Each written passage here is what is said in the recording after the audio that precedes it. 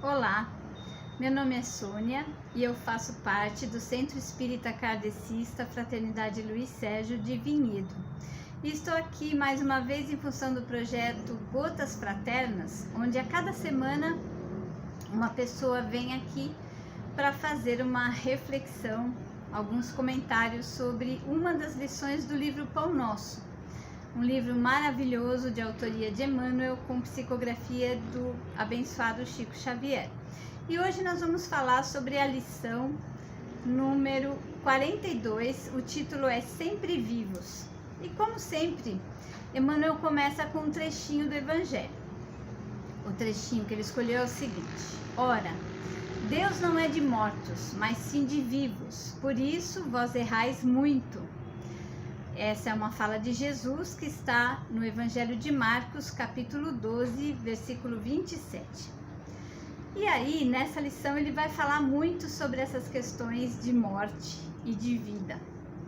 E aí ele começa a lição dizendo o seguinte: considerando as convenções estabelecidas em nosso trato com os amigos encarnados, de quando em quando nos referimos à vida espiritual utilizando a palavra morte, nessa ou naquela sentença de conversação usual. No entanto, é imprescindível entendê-la não por cessação e sim por atividade transformadora da vida. E essa é uma questão básica, né? Para algumas pessoas pode parecer estranho, mas essa é a verdade. Não existe morte. A morte não existe. Nós somos espíritos eternos. Ela só existe sob o ponto de vista da matéria. Então a morte é o fim apenas dessa experiência na carne. A morte é uma mudança de estado, onde o espírito tinha um corpo físico e aí ele deixa de ter esse corpo físico, mas ele continua sem ele. Afinal, nós somos seres espirituais vivendo uma experiência das muitas experiências humanas na Terra. E não o contrário. O plano espiritual, na verdade, é a nossa origem e é o nosso destino. E aí ele continua. Espiritualmente falando, apenas conhecemos um gênero temível de morte, o da consciência denegrida no mal, torturada de remorso ou paralítica nos despenhadeiros que marginam a estrada de insensatez e de crime. Essa é a verdadeira morte, né? Os maus pensamentos, os arrependimentos, as escolhas que nos levam para o caminho do mal, dos vícios, da vingança, do crime. Por que é a morte? Essa é a morte porque ela nos imobiliza, nos paralisa. A gente interrompe o nosso processo de crescimento quando a gente vai por esse caminho.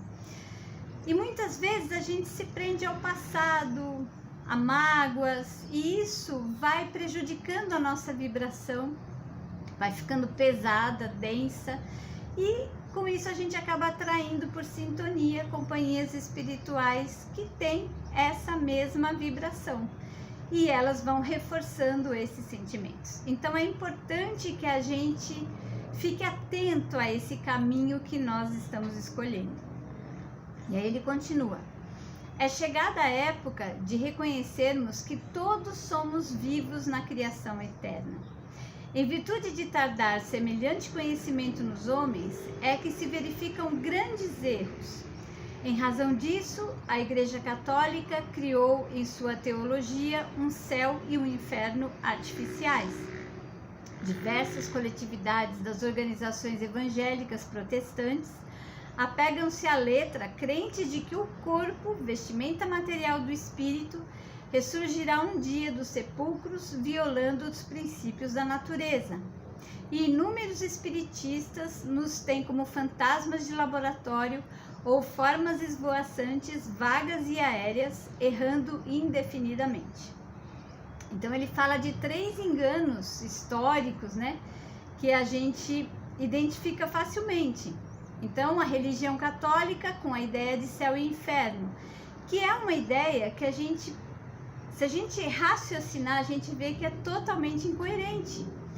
Porque se Deus é infinita bondade e misericórdia, como que a gente pode imaginar um Deus justo, bom, misericordioso, que simplesmente define um destino perpétuo de um inferno, por exemplo, para aquele que errou muito, e sem chance de recuperação.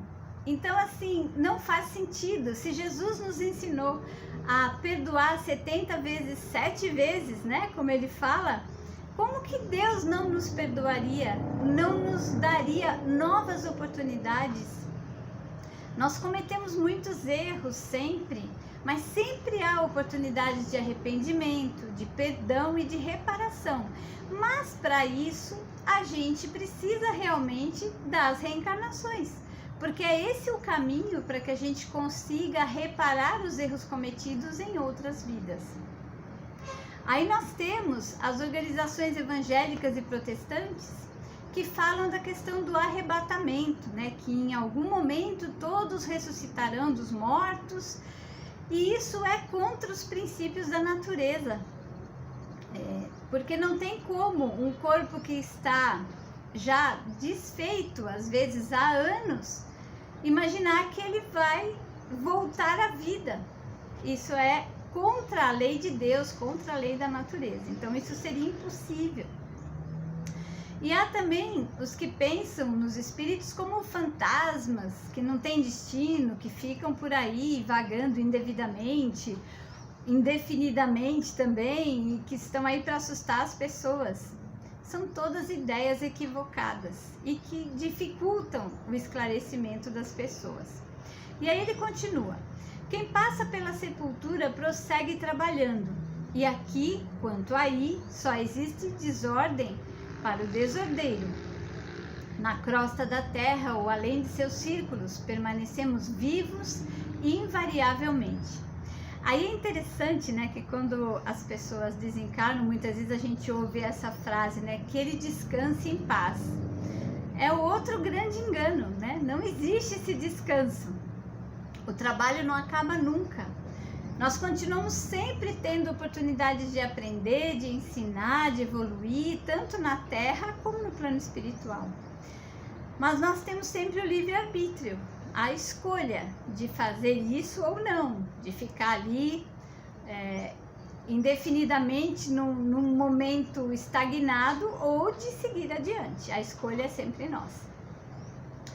E aí ele diz: não te esqueças de que os desencarnados não são magos, nem adivinhos. São irmãos que continuam na luta de aprimoramento. Esse também é um alerta bastante importante, porque a gente precisa ter clareza de que os espíritos, quando desencarnam, eles permanecem basicamente no mesmo nível de adiantamento que eles tinham quando desencarnaram. Amplia-se um pouco a visão no desencarne, mas o nível evolutivo não muda. Então, não é porque esse espírito está no plano espiritual que ele sabe tudo o que vai acontecer, que ele é dono da verdade. Muito pelo contrário. Todos ainda cometem equívocos e enganos, e a gente não pode acreditar em tudo que é dito. A gente depende de uma análise de quem diz e do que diz, porque a gente tem que ter sempre a fé raciocinada. E aí ele finaliza dizendo: encontramos a morte tão somente nos caminhos do mal, onde as sombras impedem a visão gloriosa da vida. Guardemos a lição do Evangelho e jamais esqueçamos que nosso Pai é Deus dos vivos e mortais. E aí é interessante que quando eu estava pesquisando, né, para poder preparar esse texto, eu procurei na Bíblia do Peregrino os comentários sobre essa frase inicial que foi usada aqui para essa lição. E aí no final diz essa frase: Deus é rei dos mortos para que deixem de ser mortos. Eu acho que essa frase exprime tudo, né? Então, nós tendo essa certeza da imortalidade do espírito, que a gente possa realmente manter vivo o nosso espírito, focado no bem, cuidarmos do nosso corpo, que é o nosso grande instrumento para a gente superar os desafios dessa encarnação, para a gente cumprir os nossos compromissos. e que a gente possa amar sempre a Deus acima de todas as coisas e ao próximo como a nós mesmos, como nos ensinou Jesus.